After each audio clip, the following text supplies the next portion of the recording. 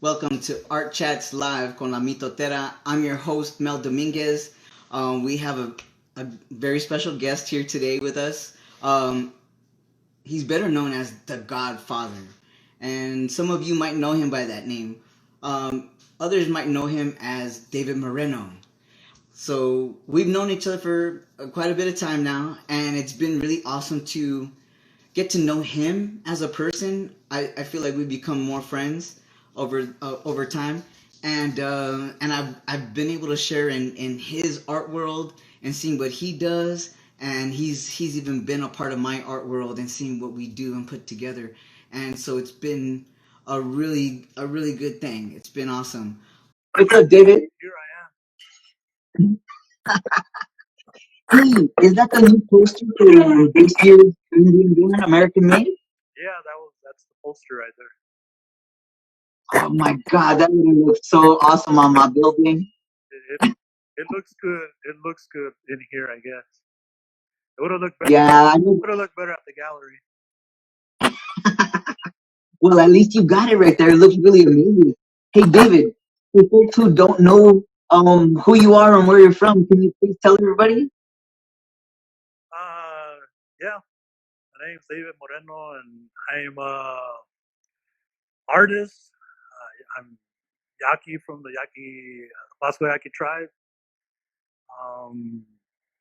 I went to school in New Mexico, the Institute for American Indian Arts. Graduated in 2005 and came back to Tucson, Arizona, where my reservation's at. I started working for the behavioral health, and I've been here since. I work as a traditional art instructor, doing facilitating groups with youth and adults, and that's basically it in a nutshell. And we already have friends out there that know you by the Godfather. I've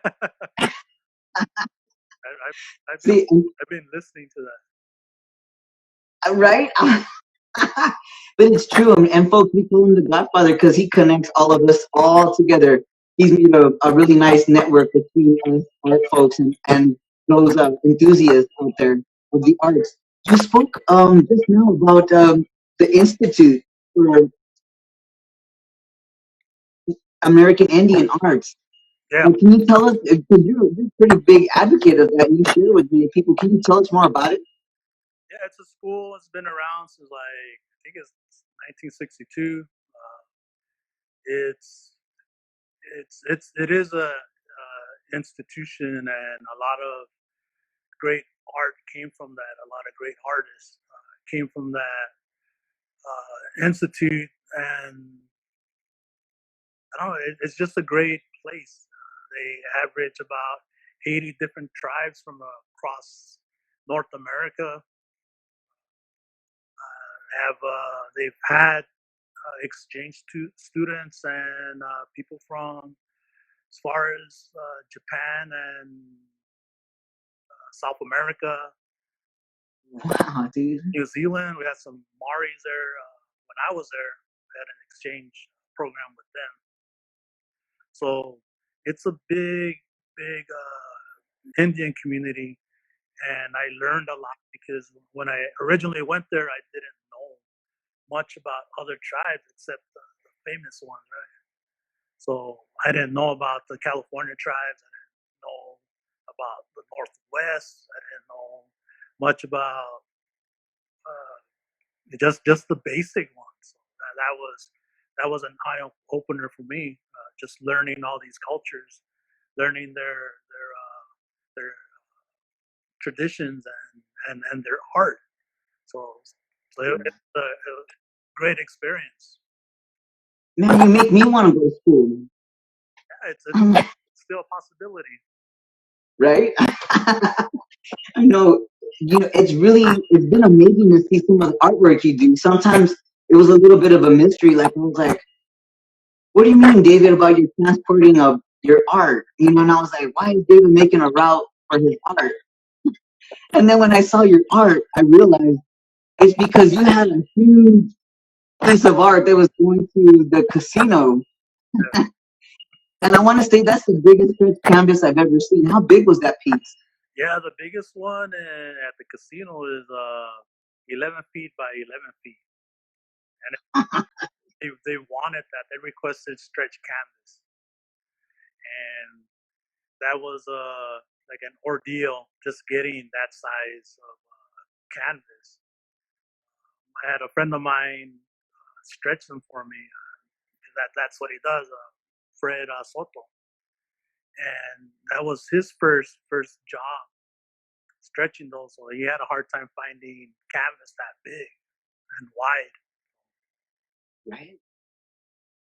So Yeah, no, that and it's a long story from start to finish. You know how we got them over there, and the pain that it took to just get them in the door because they were too big for the doors. I keep laughing because that's. No, I keep laughing because like, I thought about that. I was like, wait, what truck did David take those canvases in? Because it was so big, and then I was like, oh my god, I was thinking about you traveling, and I was like, I hope they don't fly away. Yeah, that was one of the cool things that happened when we were transporting is that they were out. We just had a flatbed truck with a rack, so people could see the artwork going down the street. And we passed elementary school off of Old Nogales Highway and Drexel, and the kids started cheering. So that was cool to see. You blew their minds, dude. Dude, that must have been a really special moment. I bet you that if I was one of those little kids, I would have been blown away. Like, what the hell is going on? And you know what? I didn't. I was only going by the description of you telling me the story of how you're doing all these canvases. When I actually got up close to one of the canvases, I was like, it looked like a little tiny, like a little ant next to it. And I was like, wow, this is amazing. So that's amazing work, David. Thank you for that. It's really cool. You know, there's also something you talk about behavioral health. Is that also part of the men's group? Yes, it's part of it. I started working with Center Spirit when I first came back because I worked for them before, like 99, 2000. Well, you froze, David. For school and came back and started working for Center Spirit again. And I basically didn't know what I was getting into, and they kind of like threw me in these groups. So that's how I started working with and it was part art, and then we had a therapist, and they did the therapy part. So we partnered. So together we did art therapy, and it worked pretty good. And yeah, and now I'm with another division of behavioral health called Sewa Using, and it's basically the same thing. See, I mean, even just being your friend and then knowing you give some health tips, and you generally make me feel good when you're around. I'm like, damn, David makes me feel good. Like, and we talk about serious things sometimes, we like this behavioral health and just kind of generally that you work with people in the community, and so do I. Sometimes the people I work with are just passerbys, and they you know. Oh, and what kind of paint style do you consider what you do? My painting style. Yeah, that's what Melissa wanted to me ask you. I'm like, okay. I always remember one of my painting instructors when I try to say what my style was. And like, how many paintings are you painting? So you don't even have a language yet. So I always think about that when somebody asks me that. But Uh, but it's more what I love to do is the abstract expressionist because it's very emotional. You put a lot of emotion, a lot of feeling into your work, and the stuff like I have behind me is that's a different kind of I guess a labor of love, because it's for a purpose. It's more like illustration. So, and and the our Yaqui traditional dancers, that's another style that I do, more figurative, but I do add a lot of color fields with them. So a lot of representation, a lot of meaning behind the paintings.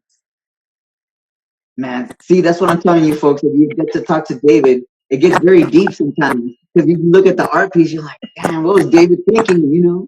Well, but that's what I like about you most. And there was something else that was very cool. Like, I hadn't been on the reservation for anything that it was like around the art festival. I hadn't seen anything like that. And when I showed up, I don't know, for those of you who have been in the area, if you've ever gone to the Pascua Yaqui Arts Festival, oh my God, it was amazing because I mean there was a car show, and then you coordinated, you helped. I don't know, is that how it went? Did you help coordinate the artists who show up? Yes. How long has it been running? I think that was our 7th year. Wow. Yeah, that started as an idea for a street festival, and Mario Valencia and we had a crew that invited me in to do it. So the first year was pretty good. We had like a very low budget, maybe $600 that we Wow. did the first one, and it just keeps growing and growing every year. So hopefully we can do it this coming year. Oh, We set a date, but it's slipping my mind right now. But it's usually the first Saturday of February. right on. So we'll see what's happening by then, and see how the situation is with the virus and stuff. Oh, I know, which is it's still troubling the way that things were handled by what they call leadership here. It's bad. But what I loved about it is that the car show. I mean, there was I mean the whole parking area was full. Then you had the lowrider bikes, and then more interesting, I was like, we have a rust contest. You always like that rust contest. Hell yeah! I was like, that's dope. And you invited me. You actually had me come down. I even saw some of my other artist friends around. It was a really good art festival. There was music, there was food, and it was the first time that Local artists, Yaqui artists, and we have the art, everything from fine art to arts and craft, and we had a lot of food. heck yeah, I like that girl. That her name's Ozzy Felix. She does a little cremation people. Yeah. She was doing gangsters. I was like, hell yeah. But but David, it was actually, for those out there that don't know about this, it was the first time I was able to try a pickle slushy. Never tried. Have you ever tried it? You never tried that? You're like, that's dangerous, Mel. No, you haven't tried it because you don't want to try it, or you haven't tried it because you haven't had a chance? Yeah, I wouldn't go out of my way to try one. I have to tell you, I couldn't help myself. And you know what? The reason why I actually knew about the pickle slushy is because I asked some of my students, my art students, hey, what is culture? And I specifically asked them, what is your culture? And then one of the students was indigenous, and she drew a little pickle slushy, and I'm like, what the hell is that? And so when I actually got to the arts festival, I was able to try it, and it was actually really good. My mouth is watering. I'm so sorry. Oh, but David, we did something together last year, and it was really special. The Indian-born, American-made. Yeah. Can you tell us about that? That was the second edition, right? Because we had one at Isis Tayed a while back, and yeah, I was waiting for some type of venue to bring that back. So when you approach me about ideas, I'm like, let's bring this show back, and it turned out pretty good. I mean, we had a lot of people show up, and that's the cool thing about it.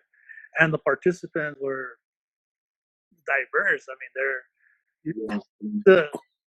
it's mostly invitational. So I invite artists, usually alumni from IIA, from the institute, and as a matter of fact, I got some artwork from them. So it's like,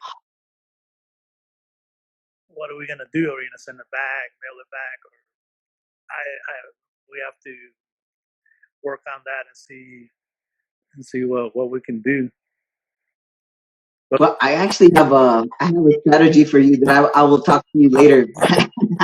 Not online because it's a big one, but you know what? That I really dug it because um my gallery is on South Fourth Avenue across from Minivito, and it was walkable to all the people who were around there. So there was people in the neighborhood that my space was like a dead space. Like there was nothing there for a number of years. So then when we opened up with like a big show like the Indian Born American Made Too, there was, I mean, the kids came out, they were able to see everything. They were able to buy tacos from Gloria Alvarez. She had a drive going on. it was stopping traffic. Yeah. And you know what? I loved it because the cops were like, do that, do it, do it. Like, we had no problems. We had people walking around. We had music going on inside. It was just a really good time. And I'm actually really sad that we weren't able to put it on due to the quarantine. Even though it keeps everybody safe, we were even kind of tossing and if we should do something virtually, but it's not the same. Yeah, it's not the same. You know, I like having you all visit and come down. Like, what's the cougar? Like, you know, it was a lot of fun. Oh, look at Melissa scribbling. She's scribbling really fast. Like, oh yeah, what was the diversity of the tribes that participated in the Indian Born? The what? The diversity of the artists that came through. Yeah, like I said, it was mostly alumni from everywhere, from Oklahoma to Santa Fe, Albuquerque, Phoenix. A lot of we had a handful that are from the tribe, from the Yaqui tribe, and it's just a great show for everybody to get together and network. Yeah, and to share with all the audience and the network. Look at these artists. If you haven't run across their art, here they are. You know, so we can all get to know each other and share. Support the artists. Yeah. Melissa's over here scribbling away next to me. But David, right? Hey, David, what have you been doing since the quarantine? The quarantine, it slowed everything down. Usually, summer's the busiest time of the year. The kids are out. We have different programs for them, and can't do much. So just trying to organize some activities or groups when it's safe to continue. It's like I said, it just slows everything down. Oh man, that makes me so sad. Yeah, the main thing is keeping safe. That's the main. I know that it's been really terrible to hear all the numbers, and I just I sometimes it's really troubling for me because that's a lot of people that got sick and or that they are sick, and I'm like it's a lot. But I was wondering, I'm like, gosh, because David, it's a pretty big space you work out of there. Can you tell folks about your space where you work? Space, around the dirty space. Yeah. Well, you can see the banner here. Hell yeah, Galeria Mitotera. I got your logo. That's so dope. I got like huge canvas back here somewhere that it's in process. Just stuff piled up. Some students come and stretch canvases, stretch frames, like the donation that you gave me. Oh, right Some on. of those are being stretched. I got some of my artwork up in the rafters. Some of the student artwork up here, Oh man. and I don't know if any. Let me turn this around. Be easier. And we got my my banner here for any That's what's up. IE alumni and the old IA poster right there. And I do promote it every chance I get. Some past work from a mural that we did at the boys' home. Oh wow. And that's a piece that our LGBTQ program commissioned. So they're waiting on their office to be built so they could hang it in their space. Right on. So it's all, you can see the representation of the gender symbols, and our flag symbols are in it too. Oh, that's right. The rainbow. Wow. And some more work from me, and some artwork that we do with the guys. Hey, is that considered sgraffito? The what? On that gourd, the way that that style that they did, is that considered sgraffito, where it's like scratch graffiti? No, I think that's happened with the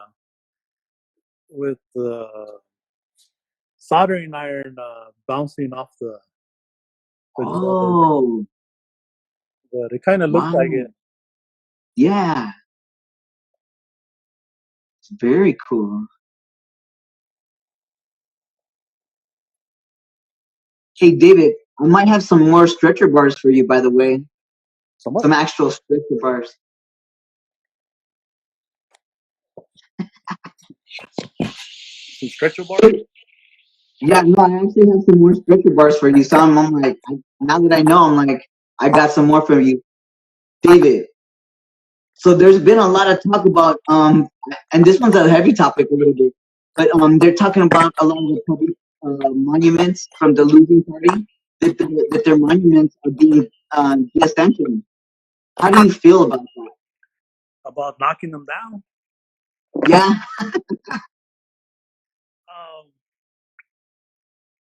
Well, it is a. I mean, I don't see any reason why they should keep them up.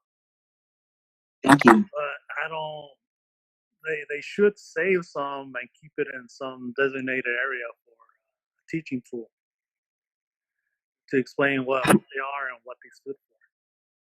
Right. Isn't there a museum of hate They're at the Getty? about erasing history, rewriting history. Well, show the real history. There you go. And they see that example. Absolutely. And that's been the bigger thing for me too, even as an artist. That whole metaphor of the year 2020.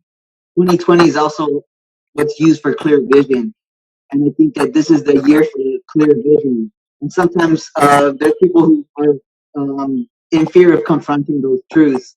But I wanted to ask you, because people were there, everybody's discussing all of these things, about the monuments and whatnot, and where should they stop? Somebody was talking about Mount Rushmore. What do you think? Well, Mount Rushmore, that's a total destruction of a sacred mountain. I think it's the sacred mountain for all the Lakota people, the Dakotas and Lakotas and everybody in that region, and nobody asked them if they should do it or not. Right. And that's the, you know, that's the whole controversy. Why is it up there, or if it could be taken down, or if it should, or and people made it into something important over these years. So it's a battle all the way. Would you know about the history of the actual sculpting? No, I don't know that part. Who sculpted it? It's even worse. I was listening in and looking it up because I was like, hey, this goes into public art and history and culture all right now. But what I found is that the sculptor, he goes by Goodson Borglum, or it's John Goodson Borglum. But he's the sculptor, but he has ties to the Ku Klux Klan. Oh, yes, ties to the. Yeah, that's. Yeah. But this is the thing. This is where a lot of that discussion goes back and forth on where they're gonna stop doing these things, because he's also the sculptor for the sitting Lincoln. So, you know, but if you Google him and you look it up, it actually talks about that he was. Oh, look at my bird dogs are going nuts now.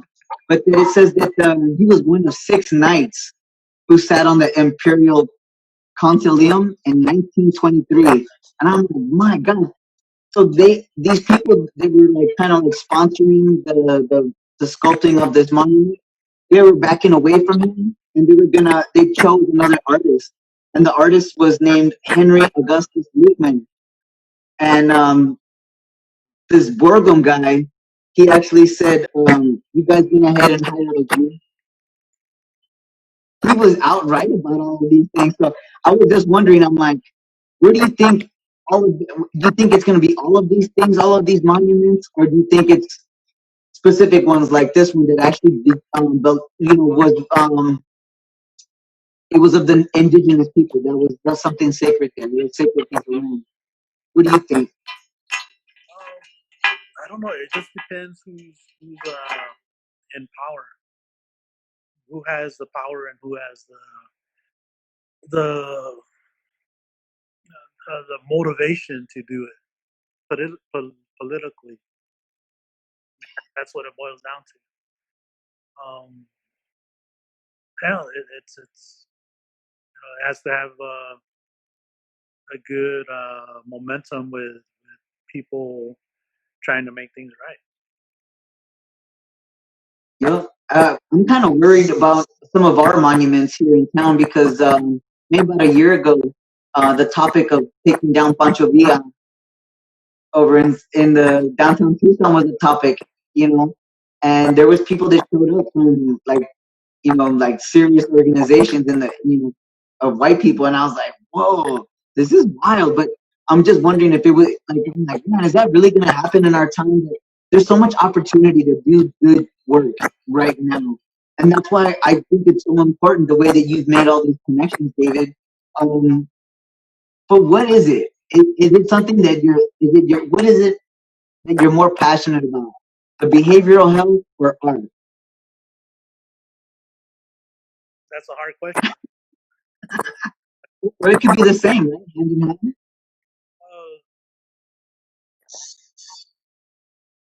It's like I said, very difficult to answer. The behavioral health part of it is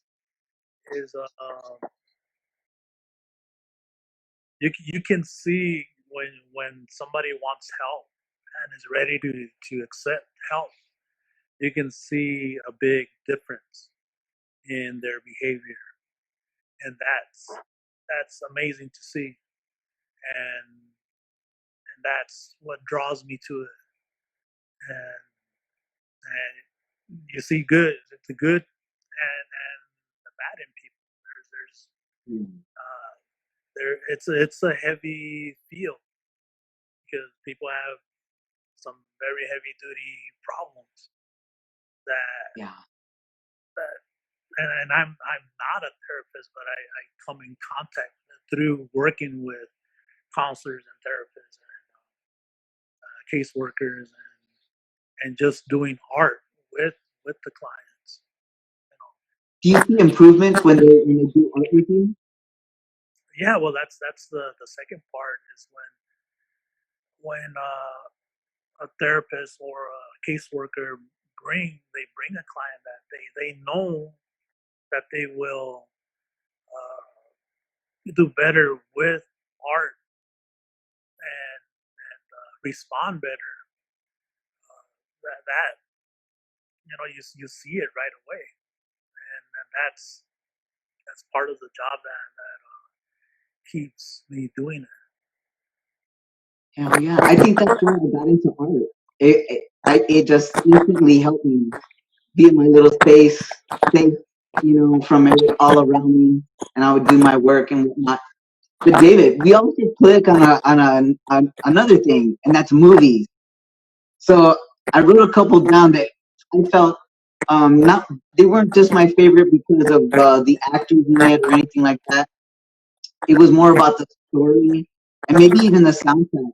But there's one that was super serious. Have you ever seen a Requiem for a Dream? I seen that a long time ago, but I don't think I really had a good feeling from it. Oh no! Well, it's a scary movie, right? It is. I got pulled into that movie. I didn't know nothing about it, and I actually sat and watched it, and I was like, "Oh my god, I don't think I want to do drugs ever again." Like, but but there's others. There's others. There's another one. It's called Train Spotting. Yeah, that's What do you think about that one? yeah. All these are I don't know if they shed light on the subject or they glorify it. So Now you know why everybody. This is why I ask David questions because he gives you like a whole other perspective, man. But I like it because you're watching and you're listening and you're reflecting. And I've always done that. Well, how about the Bronx Tale? the Bronx Tales, yeah. I mean that's a good slice of life, right? Yeah, it's a section of time. Yeah, It it's a lot of. was that a true story? I don't think it was a true story, but I think it was based on certain people that the director who wrote it. Robert De Niro. No, it was Chad Palminteri. Oh, okay. See, I knew. See, you asked David. He knows what's up. Yeah, We should go on a game show together. but Robert De Niro did direct. That's cool. But you see, it's funny because he's been in a lot of different movies. Yeah. Like, and some of them I'm like, I can only watch once. But there's another one, Boys in the Hood. That was a um, that was a good one. Actually, I seen it at Catalina Theater. Catalina Theater. Yeah, it was right there on Campbell and Grant. Oh, I think it's. yeah.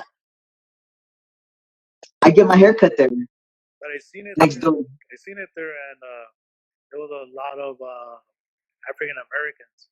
So it was cool to see it at that time with that audience, and it made a difference, I think, in the reaction that it got. Because I never seen that storyline before, and and it was nice to see it. It was nice to see all of it. That's why I also have another one. What about Friday? Friday, that was a good one too. But But what are you gonna say? Is it too much drug? There's too much. There's a lot of drugs in that story. not the drug thing. It's just I don't know.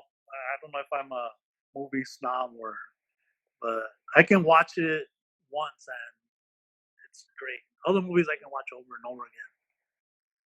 But I know. But which are the ones that you can watch over and over again? Over and over again. I think the movies that I own. I think I have like probably like 100 maybe that I watch over and over again for one reason or another. Bronx Tale is one of them. There's I like a lot of Western movies, and that's kind of like a controversial, like John Wayne stuff. Oh yeah. But there's some classics, and there's some that I don't know if you just take the heart from it, or you have to hate him because he hated natives. So so the modern westerns like Clint Eastwood, Unforgiven, Open Range. What was that other one?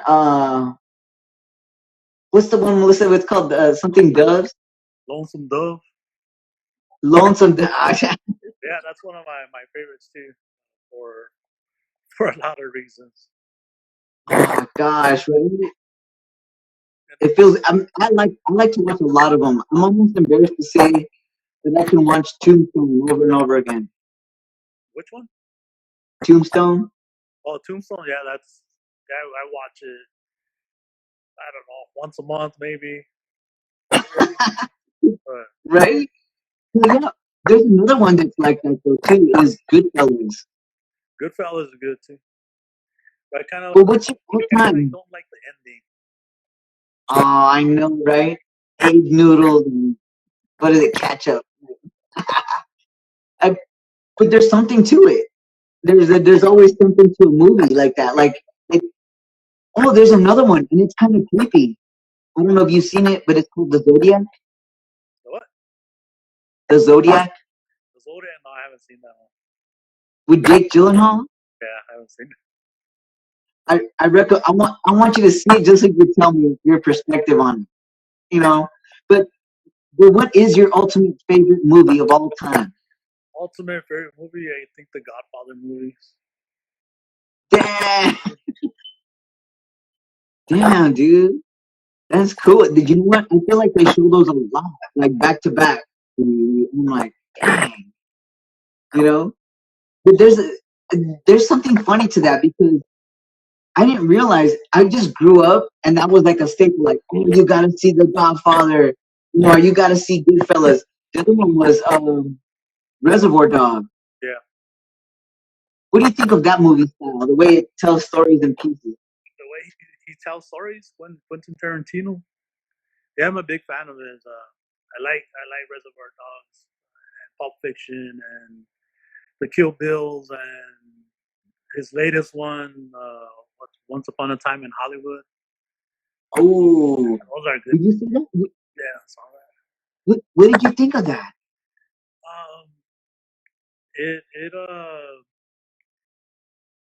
I think you have to know some of the backstories of what happened in the '60s to get the kind of like irony that he put in there, like the Sharon Tate stuff. You don't know anything about it. You don't know anything about Charles Manson. It's not as funny in the end.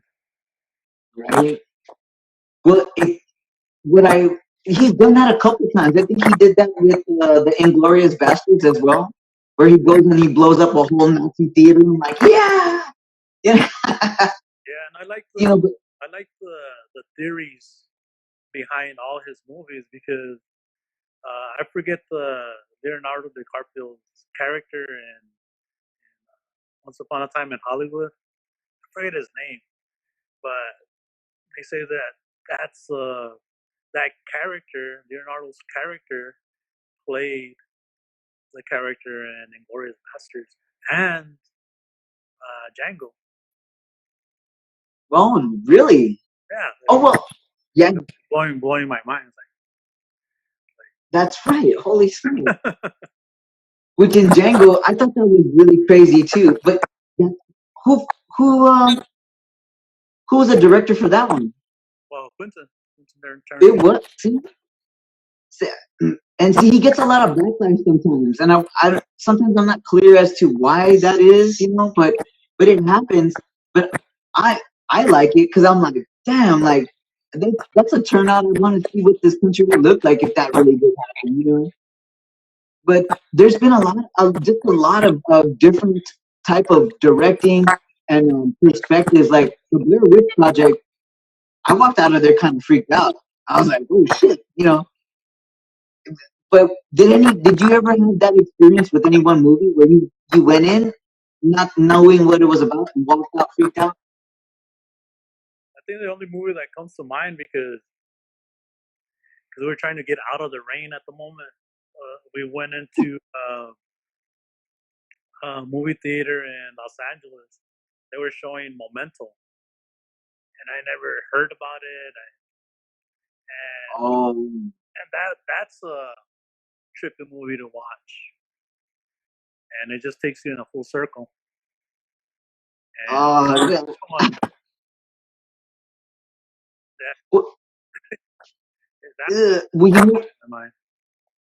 oh man, the one that's been coming out on cable television, and I'm kind of like, why would they put that on television right now? But it's The Purge. And Melissa's in the background. She's like, "That's a stupid movie." You're trying to give people ideas, or I don't know, or motivate them or inspire them. I think that's. I mean, I don't know why you would put something like that on TV right now, in quarantine. But have you come up with anything during this quarantine that got you away from feeling like you were in quarantine? Is there something you've been doing? Just that, watching movies. Oh man, David, you're hardcore. Watching movies, and I picked up the habit of watching the news and from different perspectives, and just seeing how that works in America in 2020, how the news is presented and the agendas that these giant networks have. So it's you have to do your homework to come up with a clear idea of what's really happening. So everything, like, you have to know where it's coming from, and that's part of like the school that I went. I had to take a class, and we dissected movies, and what the motive is, what ulterior perspectives, or what they're trying to push, what bias do they have, and all of that stuff. It's very. See, I think more people need to look at those things. I think because it's very political. Wearing a mask, Yeah, I think most people just sit in front of the TV and accept what people are saying. That's heavy because it's real. I don't know if you check out this channel, but it's called Vice Channel, and they've been showing stories. Like there's this one in particular that I think you find interesting. It is called The Dark Side of the Ring. Have you heard of that? No. So it's all these stories that were never told about those WWF wrestlers. Like, of course, Melissa doesn't watch this kind of stuff with me. She's like, oh, I'm leaving. I'm gonna go do something else. But the dark side of this ring, she'll watch with me because it talks about a lot of stories that folks don't know about. Like some of these guys that they get addicted to drugs, or they've been in bigger predicaments out of the country being wrestlers. There was this really awful story about this guy named Bruiser Brody. So if you guys get a chance to check that out, David, there's another one that's on this Vice channel as well, and then they go out and they see like black market stuff. There's even one where they do all about food, like, oh, it's called That's Delicious, or Fuck That's Delicious. Is there any one food that you miss right now being in quarantine? Food or restaurant or All of it, David. I think it's just the idea of going to go out and eat, sitting down and eating something. Going to See, you, the last place we went to at Fresco, eating pizza, or across the that was it. You're done. at the Chinese place, Opie King. Ah, what, what do you think? Do you think what's going to happen with the artists? Because a lot of what you and I do involves people coming to us or having like a space like summer tutorials or workshops and things like that. Ha, will you be doing something virtually with students, or do you think that's the new thing that's going on, or are you just on hold or postponement until this thing gets cleared up? It is on hold, and that's a possibility to do that or to provide materials or something. Um, and that's strictly through the art thing. That's a possibility. The virtual stuff, that's a possibility. Um, Now they're having drive by everything, the graduation stuff, the just everything, like drive by. I don't know if that's a possibility to have a drive by show Ooh, somewhere where cars can drive by and actually see the work. actually, that's what I wanted to talk to you after this interview because that's an actual thing that we can do. But you know what? I think that the drive, the little what do you call it? The because drive by sounds crazy, but like the whole street parade of graduates or whatever. I think that might be a long-standing thing. I think they're going to do that every year. It looked fun. They even have bands. They have guys playing guitar and stuff. And I'm like, man, that's dope. No, David. Well, but when you think of all this stuff going on out there, has there anything? Have you been painting by yourself? Like, have you been doing something on your own? Has it given you inspiration to get things you haven't done? Um,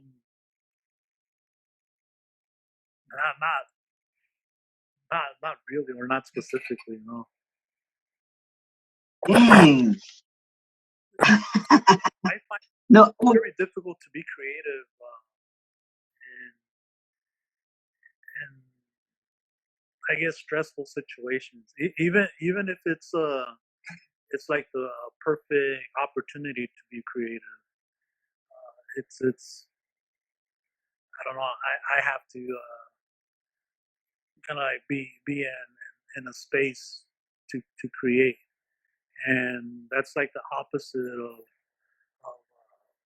what I've learned in school because that that same teacher I was talking about earlier, she once told me, that we're in school to learn technique to paint. What did she say? That we have to that an artist can paint anything, anytime, anywhere. Oh wow. I can't do that. I have to be in the right frame of mind. I have to be in the right space, and whatever I'm gonna paint or I'm gonna draw or sculpt or whatever, I have to feel the moment. And I think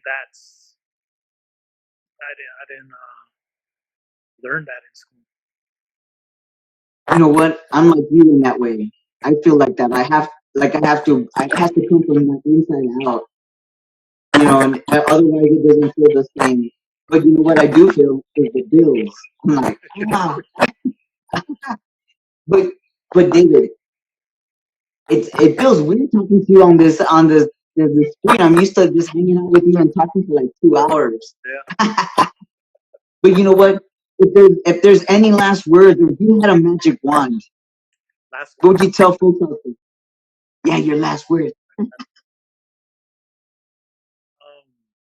I don't know. I don't know what to say. No, just hoping everybody stays safe and be smart and don't bring anything home. Thank you. you're out there, that's the bottom line. If you don't care about yourself, when you go home, you bring it, and that's the way it is right now. Oh man, I can't believe we're actually having that conversation. There was something I was thinking, like I felt like this might have been a setup so that everybody can get online and work from home. But there's just so many real things happening that there's no doubt that there's an actual pandemic happening of two sorts. And so there's a lot for people to really consume and not know how to get that out. So I hope that these interviews actually help them so that they get to know you as an artist. If they wanted to check out your art, David, what's the best way they can do that? The best way, probably my Facebook page, Moreno Productions, Moreno Art Productions, and that has some of my art on there. Instagram, a little bit, but not that much. And my Facebook page, I don't think I have any art on that. You got to go to casino and see David do. Moreno Art Productions. Right on. So, folks, if you're out there, go check out David's artwork. Hopefully, we can bring to you that show, Indian Born American Made 3. And I'm excited about that. And I'm serious. I gotta make a phone call to you and let you know what my strategy is moving forward with the rest of the year. Maybe you might get inspired to paint a little bit with me. Yeah. I don't know. You never know, David. You know what? I really do miss you a lot. Just stopping by and stuff like that. The energy, it helps. It helps, and it's nice to. We never know who you're gonna bring, which is exciting too. You always have somebody either in the back of your truck or hanging out with you and stuff like that. So that's always really nice too. David, thank you so much for taking time and making time for me to chit chat, and I look forward to working with you some more. All right. All right. Thanks so much, man. All right. Have a good weekend. Yeah, you too. 4th of July.